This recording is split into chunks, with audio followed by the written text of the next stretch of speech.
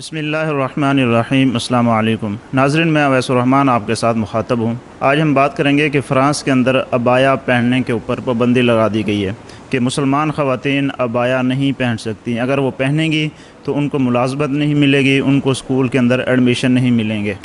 Islamic point of view سے پردے کے کیا احکام ہیں، میں اس کے اوپر بات نہیں کرنا چاہتا، یہ ایک الگ مستقل موضوع ہے، کیونکہ قرآن کے اندر تو کلیئر ہے۔ اللہ تعالیٰ اپنے نبی صلی اللہ علیہ وسلم کو مخاطب ہو کے فرماتے ہیں کہ اے نبی، اپنی بیویوں کو، بیٹیوں کو اور تمام مسلمان مومنین خواتین کو حکم دیں کہ وہ جب بھی گھر سے باہر نکلیں تو اپنے اوپر ایک بھاری چادر اوڑھ لیا کریں۔ اسلام کا موقف تو کلیئر ہے۔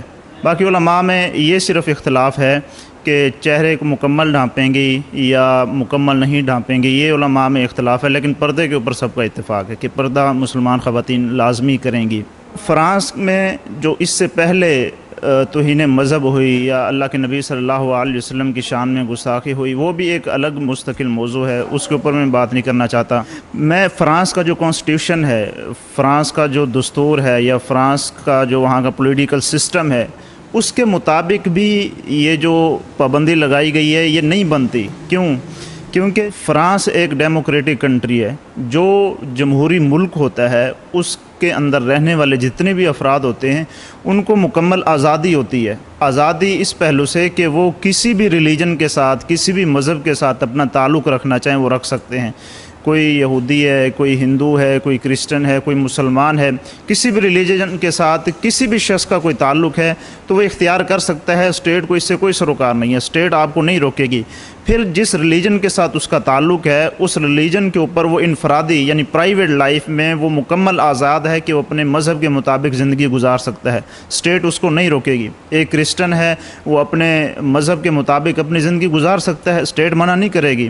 مسلمان ہیں، وہ اپنی پرائیویٹ لائف میں جس طرح چاہیں اپنے مذہب کے مطابق زندگی گزار سکتے ہیں، اسٹیٹ اس کو منع نہیں کر سکتی۔ یہ ڈیموکریٹک جو ویلیوز ہیں جس بیس کے اوپر یہ جمہوریت قائم ہوئی ہے اور یہ اسٹیٹ چل رہی ہیں، ان کے جو بنیاد ہے وہ اسی چیز کے اوپر ہے کہ فرد کو آزادی ہونی چاہیے کہ وہ پردہ کرے نہ کرے، اسٹیٹ اس کو منع نہیں کرے گی۔ اصولی طور پر اگر دیکھا جائے تو وہاں کی جو خواتین ہیں ان کو پردہ کرنے یا نہ کرنے کے اختیار ان کو ہی ملنا چاہیے۔ اگر کوئی پردہ نہیں کرتی تو حکومت نہیں روکے گی، اور اگر کوئی مسلمان خواتین پردہ کرنا چاہتی ہیں، پردے کے ساتھ وہ اسکول میں آنا چاہتی ہیں، آفس میں آنا چاہتی ہیں یا کسی بھی کمپنی میں کام کرتی ہیں تو کوئی بھی اس کو منع نہیں کر سکتا، کیونکہ یہ اس کا اپنا پرسنل معاملہ ہے۔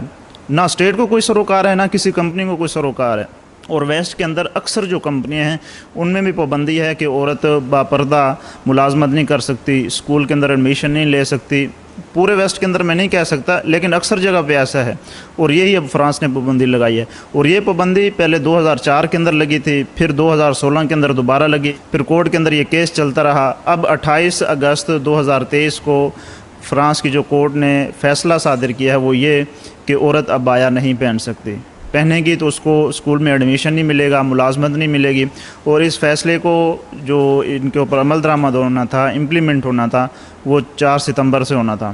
تو بات کرنے کا مقصد یہ ہے کہ جو جمہوری روایات ہیں، ڈیموکریٹک جو ویلیوز ہیں، وہ بھی اس چیز کی اجازت نہیں دیتی کہ آپ کسی کی پرسنل لائف میں انٹرفیرنس کریں اور اس کو کہیں بھئی آپ یہ کام کریں، یہ کام نہ کریں۔ یہ اسٹیٹ کا کام نہیں ہوتا، یہ فرد کی اپنی چوائس ہوتی ہے۔ یہ میں اسلامک پوائنٹ آف ویو سے نہیں کہہ رہا، میں ڈیموکریٹک پوائنٹ آف ویو سے کہہ رہا ہوں، کیونکہ فرانس کے اندر تو اسلامی نظام نہیں ہے، ان کے اندر تو جمہوری آئین ہے۔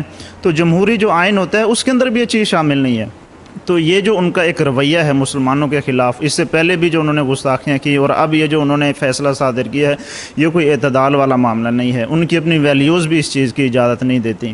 والسلام۔